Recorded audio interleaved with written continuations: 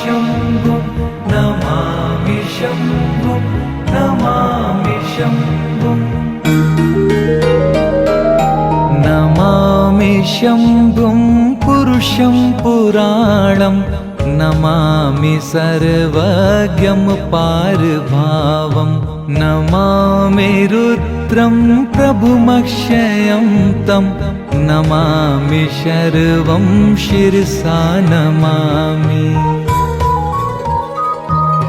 नमामि देवं परमव्ययं तं उमापतिं लोकगुरुं नमामि नमामि दारिद्र्यविदारणं तं नमामि रोगापहरं नमामि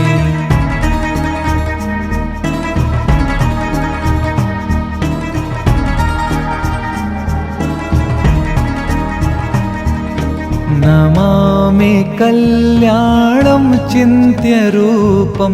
नमामि विश्वोद्भवबीजरूपं नमामि विश्वस्थितिकारणं तं नमामि संहारकरं नमामि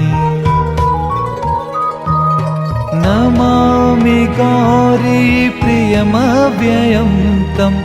नमामि नित्यं शर्मक्षरं तं नमामि चिद्रूपममेयभावं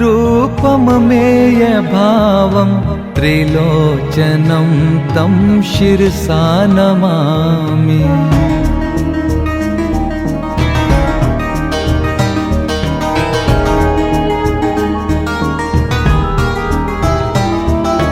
नमामि कारुण्यकरं भवस्य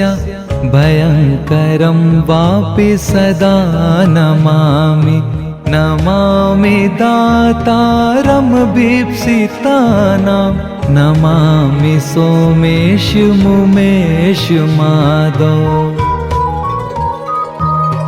नमामि वेदत्रयलोचनं तं नमामि मूर्तित्रयवर्जितं तं नमामि पुण्यं सदसद्व्यतीतं नमामि तं पापहरं नमामि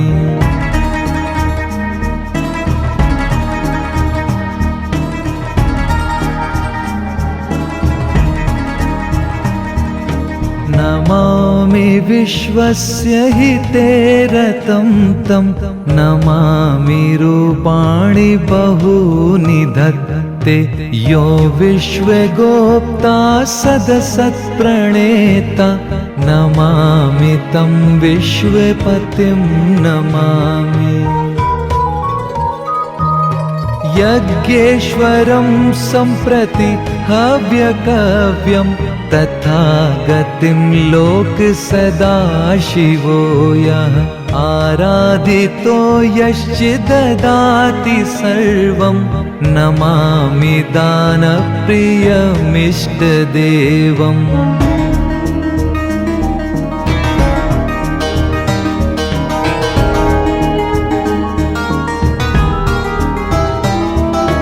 नमामि सोमेश्वरं स्वतन्त्रम् उमापतिं तं विजयं नमामि नमामि विघ्नेश्वरनन्दिनाथं पुत्रप्रियं तं शिरसा नमामि नमामि देवं भवदुःखशोक विनाशनं चन्द्रधरं नमामि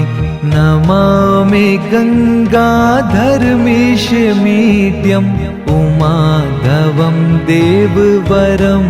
नमामि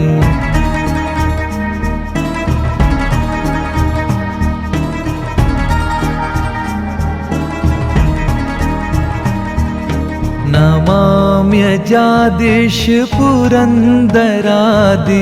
सुरासुरैरर्चितपादपद्मं नमामि देवी मुख दुःखवादनानामिक्षार्थमक्षित्रितयं ययेच्छत् नमामि शम्भुं नमामि शम्भुं नमामि शम्भुं नमामि शम्भुं नमामि शम्भुं पुरुषं पुराणं नमामि सर्वज्ञं पारभावं नमामि रुद्रं प्रभुमक्षयं तं नमामि शर्वं शिरसा नमामि नमामि देवं परमव्ययं तं उमापतिं लोकगुरुं नमामि नमामि दारिद्र्यविदारणं तं नमामि रोगापहरं नमामि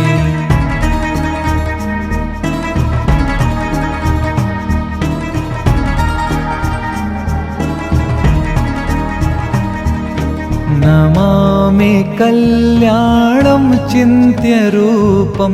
नमामि विश्वोद्भवबीजरूपं नमामि विश्वस्थितिकारणं तं नमामि संहारकरं नमामि नमामि गौरीप्रियमव्ययं तं नमामि नित्यं शर्मक्षरं तं नमामि चिद्रूपममेयभावं त्रिलोचनं तं शिरसा नमामि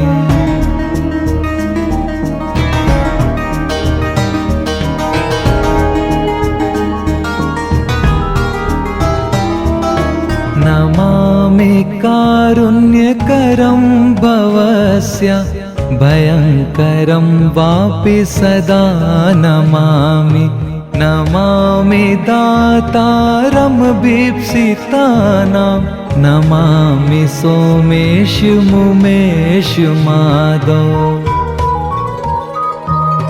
नमामि वेदत्रयलोचनं तं नमामि मूर्तित्रयवर्जितं तं नमामि पुण्यं सदसद्व्यतीतं नमामि तं पापहरं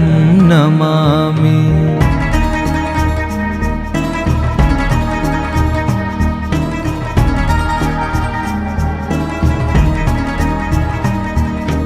नमामि विश्वस्य हिते रतं तं नमामि रूपाणि बहूनि धत्ते यो विश्वगोप्ता सदसत्प्रणेता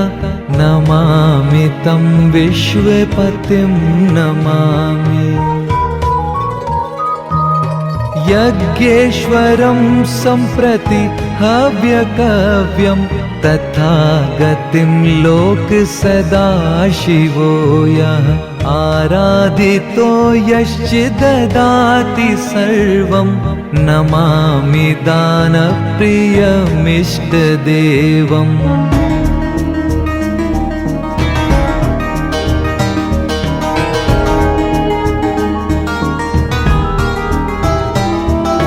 नमामि सोमेश्वरं स्वतन्त्रम् उमापतिं तं विजयं नमामि नमामि विघ्नेश्वरनन्दिनाथं पुत्रप्रियं तं शिरसा नमामि नमामि देवं भवदुःखशोक विनाशनं चन्द्रधरं नमामि नमामि गङ्गाधरमीशमीड्यम् उमाधवं देववरं नमामि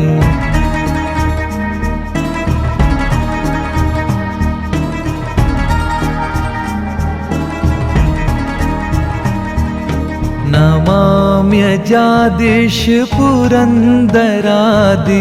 सुरासुरैरर्चितपादपद्मं नमामि देवी मुखवादनानामिक्षार्थमक्षित्रितयं ययेच्छत्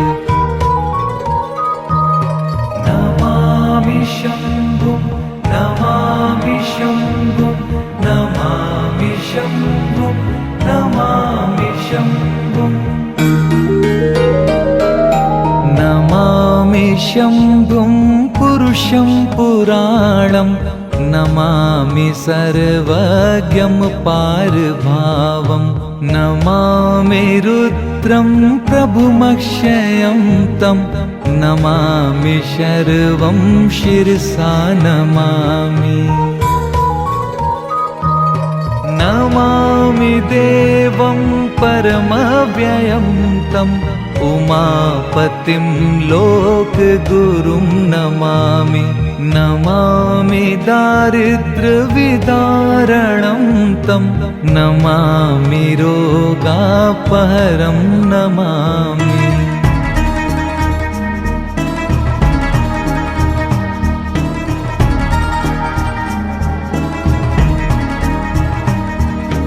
नमामि कल्याणं चिन्त्यरूपं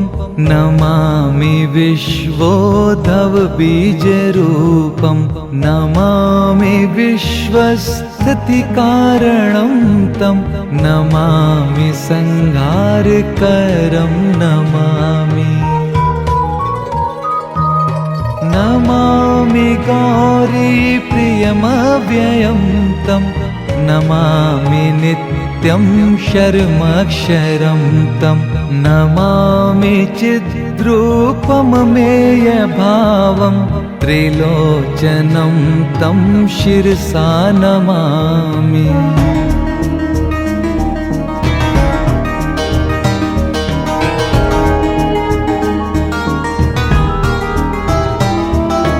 नमामि कारुण्यकरं भवस्य भयङ्करं वापि सदा नमामि नमामि दातारं भीप्सितानां नमामि सोमेश मुमेश माधव नमामि वेदत्रयलोचनं तं नमामि मूर्तित्रयवर्जितं तं नमामि पुण्यं सदसद्व्यतीतं नमामि तं पापहरं नमामि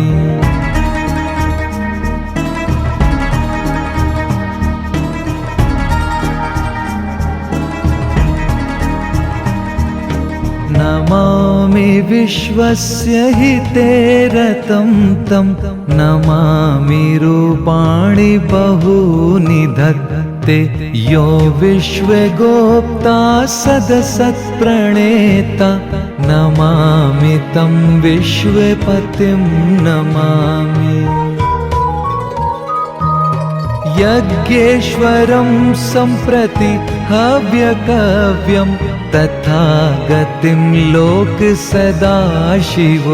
यः आराधितो यश्चिददाति सर्वं नमामि दानप्रियमिष्टदेवम्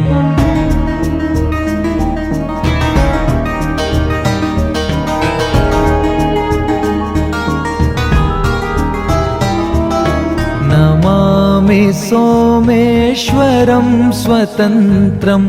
उमापतिं तं विजयं नमामि नमामि विघ्नेश्वरनन्दिनाथं पुत्रप्रियं तं शिरसा नमामि नमामि देवं भवदुःखशोक विनाशनं चन्द्रधरं नमामि नमामि गङ्गाधरमीशमीड्यम् उमाधवं देववरं नमामि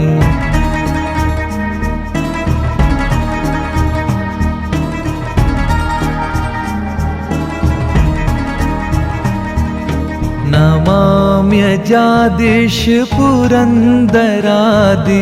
सुरासुरैरर्चित पादपद्मं नमामि देवी मुखवादनानामिक्षार्थमक्षित्रितयं ययेच्छतु नमामि शम्भुं नमामि शम्भुं नमामि शम्भुं नमामि शम्भुं नमामि शम्भुं नमामि शम्भुं नमामि शम्भुं पञ्चामृतैर्गन्ध सुधूपदीप विचित्रपुष्पैर्विविधैश्च मन्त्रः अन्नप्रकारः सकलोपचारः सम्पूजितं सोममहं नमामि।